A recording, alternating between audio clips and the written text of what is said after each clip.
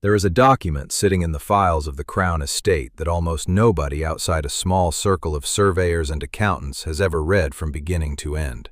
It is not a love letter. It is not a will. It is a lease. It was signed in 2003, 75 years, on a 30-room house called Royal Lodge, set inside 98 acres of Windsor Great Park, behind a long private drive that keeps photographers at a distance.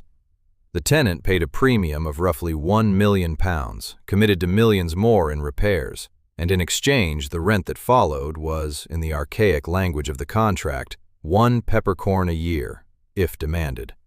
75 years. Sit with that number. The man who signed it was 43 years old. He was not renting a house. He was signing a document that would outlive him and everyone who knew him, and quite possibly the institution that granted it. And here is the detail that makes it strange. On the day that lease was signed, the tenant had already been divorced for 7 years. His former wife had rooms in the same house. She would live in it, on and off at first, then permanently, for the next 22 years. They would raise 2 daughters inside those walls, walk them down the aisle from that address, and tell every journalist who asked that they were, in her own cheerful phrase, the happiest divorced couple in the world. In October of 2025, they were told to pack. The names attached to that lease were Andrew, Duke of York, and, in every practical sense that mattered, Sarah, Duchess of Pork. And the story the public was told about them, that the marriage failed fast, ended cleanly, and settled into a warm and slightly eccentric friendship, is one of the most successful pieces of public relations the House of Windsor ever produced. Not because it was a lie in the ordinary sense, because it was true enough on the surface to stop anyone looking underneath. Underneath was something colder. A marriage that spent more of its life dead than alive. 2 people bound together not by affection, but by debt, by property, and by the simple fact that neither had anywhere else to go. A woman photographed in the most humiliating way a woman could be photographed in 1992, who then spent 3 decades financially dependent on the family that watched it happen. So the question at the center of this story is not the obvious one. Everyone knows why the marriage ended. The real question is harder, and it took 39 years to answer. Why did 2 people who could not stay married also refuse to live apart? And what did that arrangement cost them both? Grab something to drink and settle in. This one goes where the official version never went. To understand Sarah Ferguson, you have to understand that she was raised inside the royal world, without ever being of it. Close enough to see the machinery, far enough that nobody ever taught her how it worked. She was born Sarah Margaret Ferguson on the 15th of October, 1959, in Marylebone, London. Her father, Major Ronald Ferguson, was a lifeguards officer who became polo manager first to Prince Philip and then to Prince Charles. That is a specific kind of position. It is not aristocracy. It is service. Extremely well-connected service. The Fergusons had land in Hampshire, horses, a name, and no real money by the standards of the people they spent weekends with.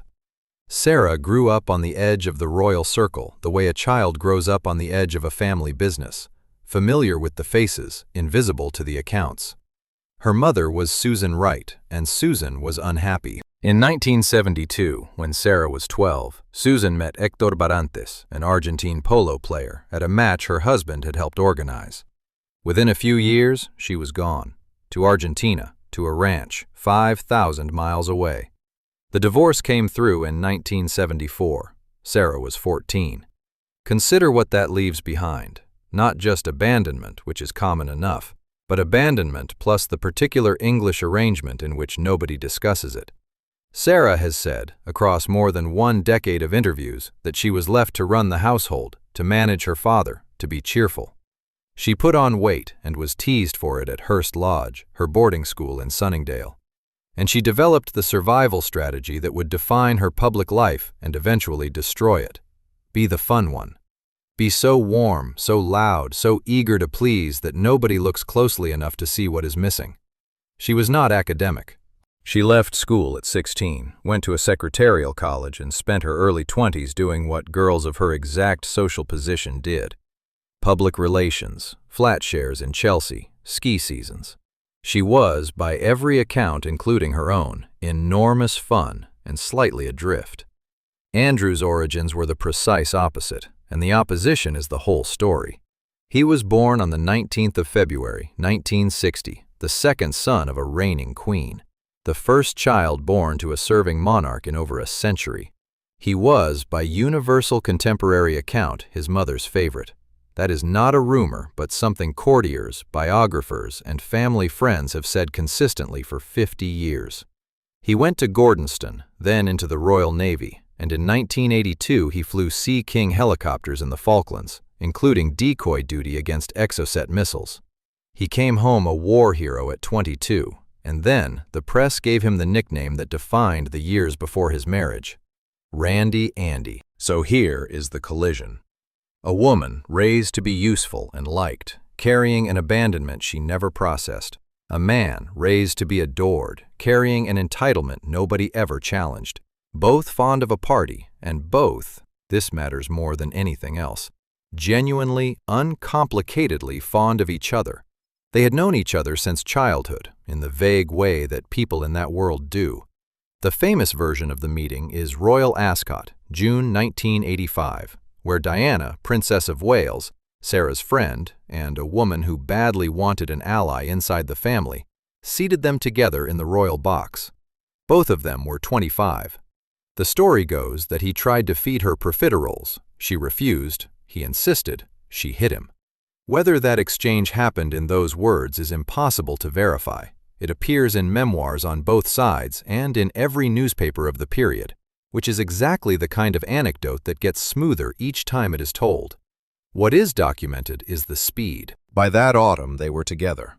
In February 1986, he proposed at Flores Castle in Scotland, and the engagement was announced on the 19th of March. The press, starved after 5 years of Diana, who by then had learned to give them nothing, went into something close to euphoria. Because Sarah was everything Diana wasn't. She talked. She laughed at photographers instead of flinching. She had a job, red hair, and the look of someone having a wonderful time. And for about 18 months, the British newspapers loved her with a fervor that should have warned everyone involved. There is a rule in that world, and nobody wrote it down for her. The press does not lift you up. It inflates you, so the puncture makes a better noise. They married on the 23rd of July, 1986, at Westminster Abbey. Andrew was created Duke of York that same morning, a title always given to the second son, vacant since the previous holder became King George VI by accident. The dress was ivory Duchess satin by Lindke Sirach, with a 17-foot train embroidered with anchors and waves for the Navy and bees and thistles for the Fergusons. The global television audience was reported at between 300 and 500 million, a number that circulated widely at the time and has never been independently audited, so treat it as an estimate that flattered everyone. And it worked. It genuinely worked. Watch the footage. 2 people grinning at each other, a nation in a good mood, a monarchy that appeared to have pulled off the same trick twice in 5 years. But look at what was actually being signed that morning, underneath the vows. Sarah was joining a firm with no contract, no salary of her own, no defined role, and no training. She was expected to fund a public life on a private income she did not have. Nobody explained the rules, because in that family the rules are not explained. They are absorbed over a lifetime, and she had had none of it. She later said she was given no guidance whatsoever, and royal biographers have confirmed the shape of that complaint, even where they dispute her framing. The palace did not induct her. It switched the cameras on, and then, almost immediately, it took her husband away. Andrew was a serving naval officer, and unlike almost every other royal marriage of the era, his career was not decorative.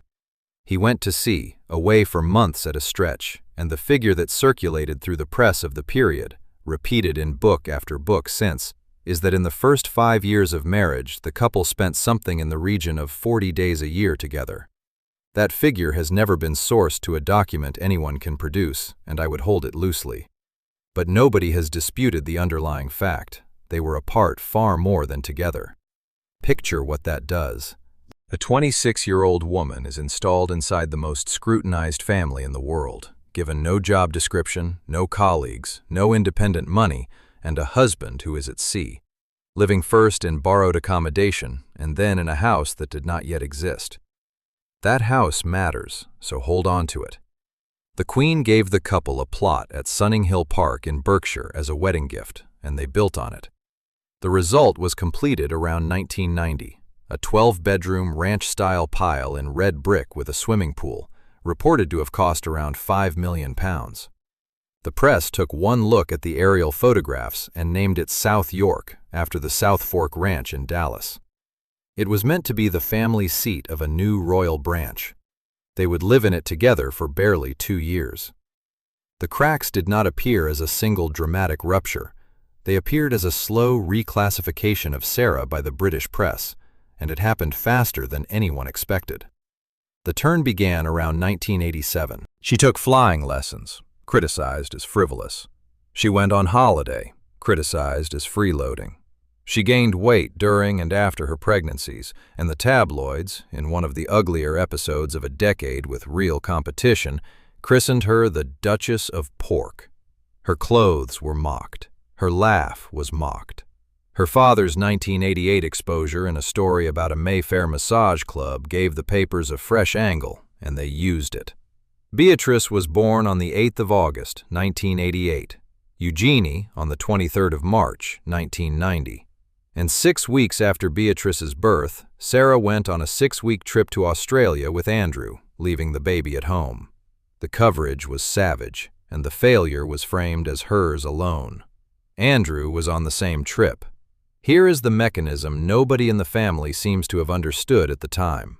Sarah's personality was built on being liked, the survival strategy of a 14-year-old whose mother had left. And now the machinery of a national press was engaged, daily, in the project of making her disliked. She responded the only way she knew how, by trying harder, spending more, laughing louder, and reaching for people who made her feel wanted. By 1990, the marriage was, on both parties' later accounts, effectively finished as a romance. What replaced it was an increasingly public search for something else. In 1989, she met Steve Wyatt, a Texan oil executive, at a dinner in London. Over the next 2 years they traveled together. Morocco, house parties, a holiday with Beatrice present. Sarah has always insisted it was a friendship. The problem was never the relationship. The problem was the photographs. In January 1992, a cleaner in a London flat that Wyatt had vacated found an envelope holding around 120 photographs. Among them, Sarah, Wyatt, and the baby Beatrice in Morocco. They were sold, and they were published, and the effect inside the palace was seismic. Not because they proved an affair, which they did not, but because they proved carelessness, which in that institution is worse. 2 months later, on the 19th of March 1992, Buckingham Palace announced the separation of the Duke and Duchess of York. The statement was cold, even by palace standards. It noted that the Duchess's press secretary had made the announcement, and that the Queen and the Duke of Edinburgh hoped the couple would resolve their affairs amicably. There was no warmth in it, and in the days that followed, unnamed sources close to the Queen made their view of Sarah abundantly clear. She had lasted 5 years and 8 months. What she did next is the part most accounts skip past, and it is the part that explains the following 30 years. She had no salary and no house of her own. She had 2 small daughters who were 5th and 6th in line to the throne, which meant their security and protection were tangled up with the crown. And she had a lifestyle, staff, travel, clothes, a private office, built for a duchess whose institutional backing had just been withdrawn. So she went commercial, aggressively, and years before that was acceptable for anyone connected to that family. She wrote children's books about a helicopter called Budgie. She took endorsements. She signed with an American agent. She said yes to almost everything because the alternative was insolvency, and because a woman raised to be liked will always take the deal that comes with applause. And every one of those decisions was reported in Britain as proof she was cheapening the monarchy. The thing she was doing to survive being cast out became the justification for having cast her out. Then came August 1992, and the worst week of her life. She was at Balmoral. The whole family was at Balmoral. The Queen, Philip, Charles, Diana, the children, the household. It was the annual Scottish gathering, and Sarah, though separated, had been invited, which tells you the door had not yet fully closed. On the 20th of August, the Daily Mirror published photographs taken in Saint-Tropez by the paparazzo Daniel Angeli. They showed Sarah topless by a swimming pool with her financial advisor John Bryan. In one of them, Bryan appeared to be kissing her foot. The daughters were in the frame. Beatrice was 4, Eugenie was 2. The images ran across multiple pages, ran again the next day, and were syndicated worldwide within hours. And the detail that has passed into royal legend, repeated by Sarah in interviews and in her 1996 memoir, is that the newspapers were delivered to the Balmoral breakfast table that morning, as they were every morning, and laid out, and that she walked into that room and had to sit down among them. Some caution is required. The scene has been retold so often, in so many slightly different versions, that it has acquired the polish of a set piece. Whether the Queen looked at her, what Philip said, whether anyone spoke at all, those details shift depending on who is telling it. What is not in dispute is the outcome. Sarah left Balmoral within days. Her relationship with the Queen's household never recovered.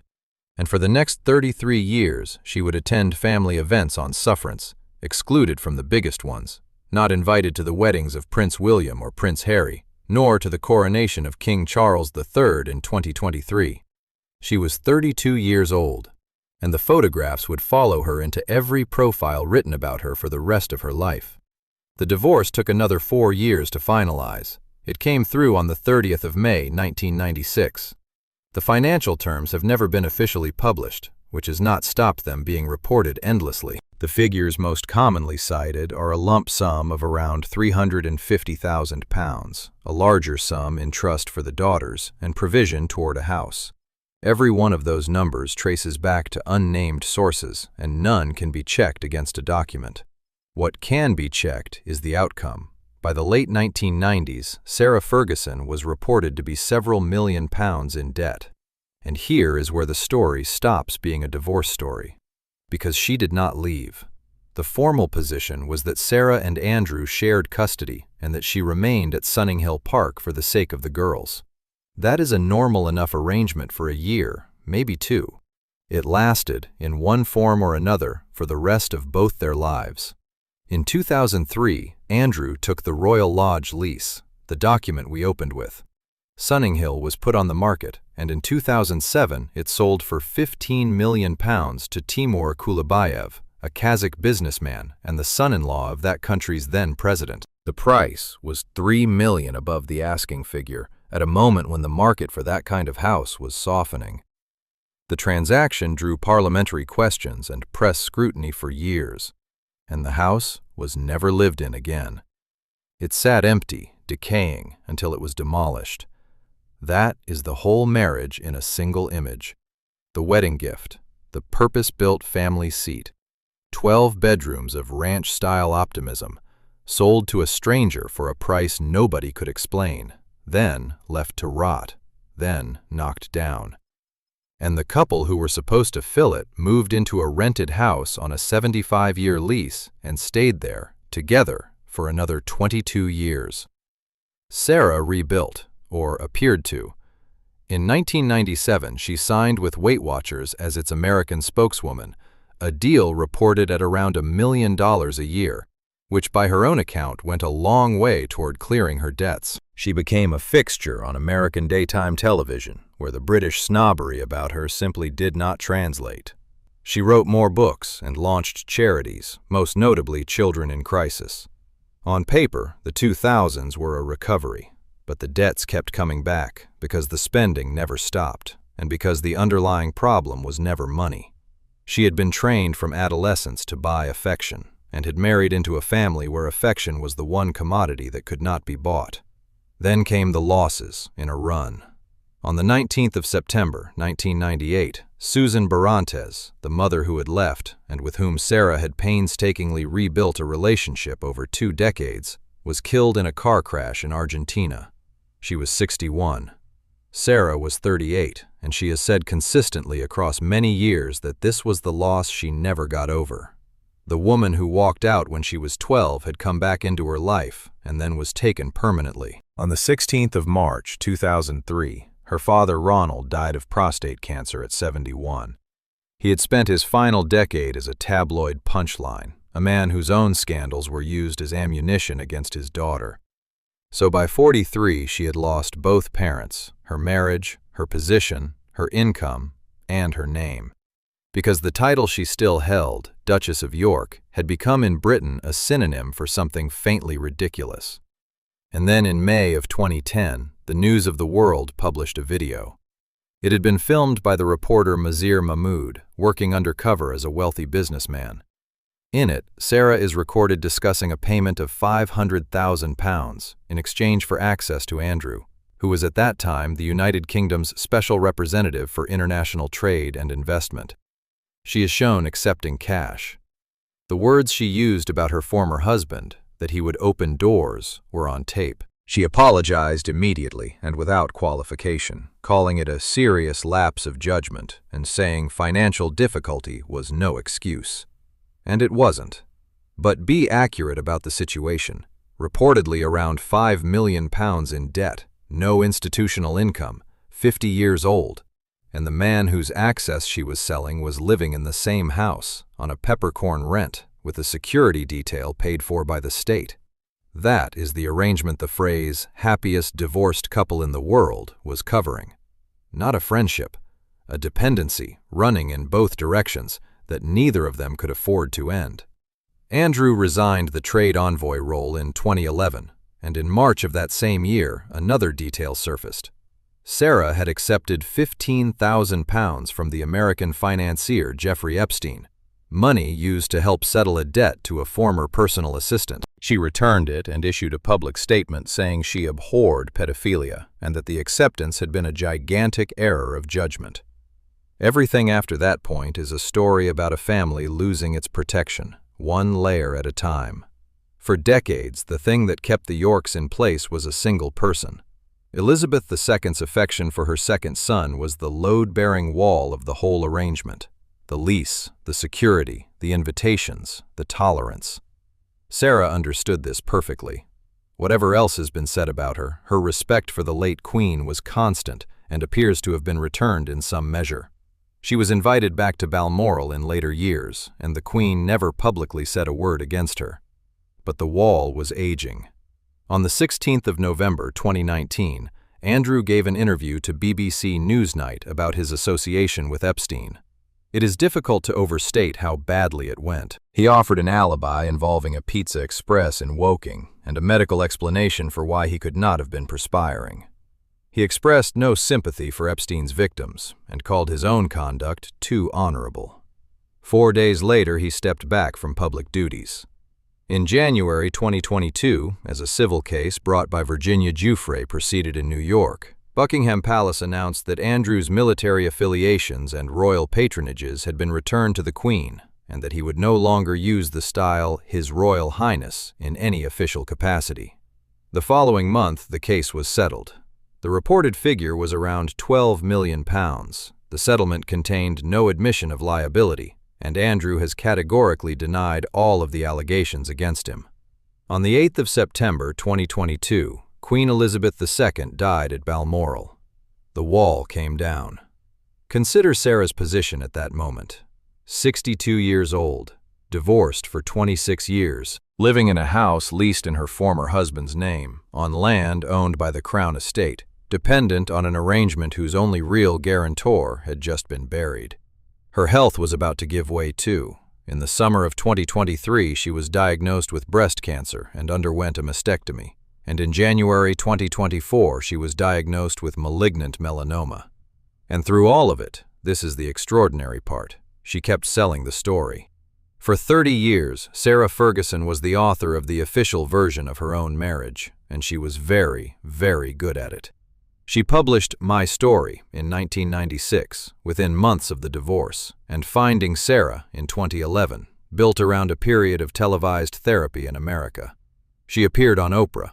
She wrote historical novels. She launched a podcast. She and Andrew gave interviews in which the same phrases recurred with the reliability of a liturgy. That they were the best of friends, the happiest divorced couple in the world, that they had simply been too young, that the marriage had ended, but the family had not. Read that formula one way, and it is generous. Two adults putting their children first, refusing the bitterness that consumes most divorces. Turn it over, and it reads as something else entirely.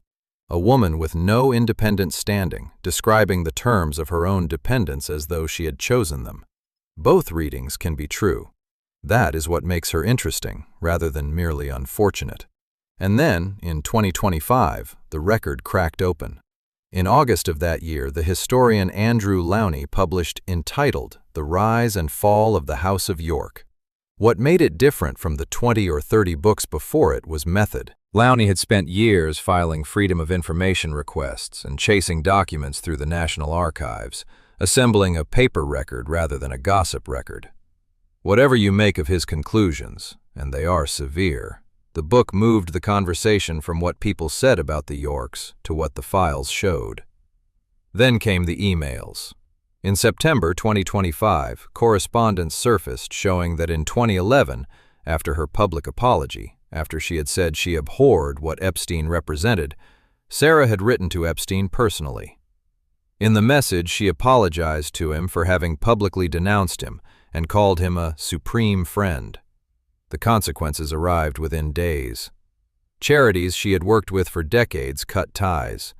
Patronages were withdrawn. Her spokespeople said she had written under legal pressure and fear of litigation, which may well be accurate, and changed nothing about how it read. That was the end of the arrangement. On the 17th of October 2025, Andrew announced he would stop using the title Duke of York. On the 30th, Buckingham Palace went further. King Charles III had begun the formal process of removing his brother's princely style and remaining honors.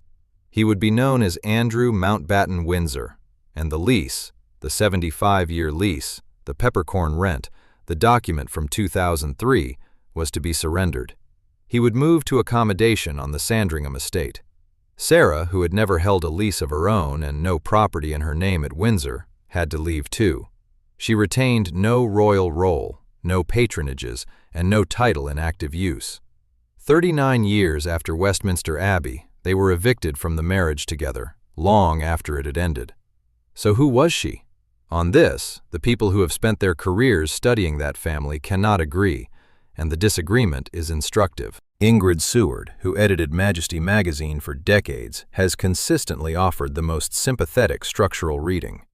That Sarah was an outsider, dropped into an institution that gave her no instruction manual, punished her for every error, and then blamed her for the pattern it had created. On this account, she was set up to fail, and duly did. Tina Brown, in the Palace Papers, published in 2022, is far less forgiving of the appetite, while remaining scathing about the machine. Her portrait is of a woman of real warmth and real recklessness, whose refusal to grasp the difference between being loved and being useful made her prey for every operator who came near, and of a palace that watched it happen and did nothing, because doing nothing was cheaper.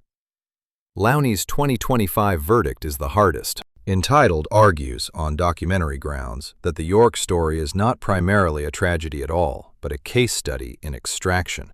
Two people who took what the institution offered for as long as it was offered, and who understood the value of proximity to the crown better than almost anyone. And then there is the category of source that requires the most caution. In 1996, Alan Starkey, a former business associate of John Bryan, published a book of intimate claims about Sarah's private life. It sold, and it has been quoted ever since. It also came from a man in dispute with the people he was describing, at the moment of maximum commercial value, and much of it has never been corroborated. When you meet a lurid York anecdote with no named document behind it, check whether the trail leads back to someone with something to sell. Set those accounts side by side, and you notice something. Not one of them is really a story about a marriage. Every one is a story about an institution and what it does to people who marry into it without a map. Here are the numbers. Married on the 23rd of July, 1986. Separated on the 19th of March, 1992. 5 years, 7 months, and 27 days as a functioning royal couple. Divorced on the 30th of May, 1996. 10 years as husband and wife on paper. And then 29 more years at the same address, under the same roof, sharing the same staff and the same security, until October 2025, when the state that had housed them asked for the keys back. 10 years married, 29 years divorced and cohabiting. The afterlife of that marriage lasted nearly 3 times as long as the marriage itself. She was 66 when the last of it was taken away. He was 65. Go back to the lease. 75 years, signed by a man of 43, on a house he did not own, on land belonging to an institution that could not, in the end, afford him. 1 peppercorn a year, if demanded. Such a small, absurd, feudal detail. A single dried berry offered as proof that a contract exists. That is what the marriage of Sarah Ferguson and Andrew became. Not love, not even friendship, whatever they told the cameras. A contract neither party could break, maintained by both because breaking it would have exposed what was underneath. That she had nowhere to go, and that he had nothing to offer except an address. The palace never admitted this, and it never had to. It simply let 2 adults describe their own arrangement in the sunniest possible language, year after year, and declined to correct them. There was no cover-up. There was something more effective, a silence that let a convenient story stand. And the cruelest part is that Sarah was probably telling the truth, as she understood it. She really did think they were the happiest divorced couple in the world. When you have been taught since the age of 14 that your job is to make the room feel better, you will describe a cage as a home, and you will believe it, and you will say it with a laugh that makes everyone else believe it too. She was 14 when her mother drove away. She spent the next 52 years making sure nobody else ever left the house. In the end, they made her leave it instead. If this story got to you the way it got to me, hit the like button. It genuinely helps this channel reach people who care about the real history behind these families. Subscribe if you haven't yet, because there's a new story like this one every week. And tell me in the comments what you think the honest answer is. Was it loyalty that kept them under that roof for 29 years? Or was it that neither of them had anywhere else to go? Thank you for watching. I'll see you in the next one.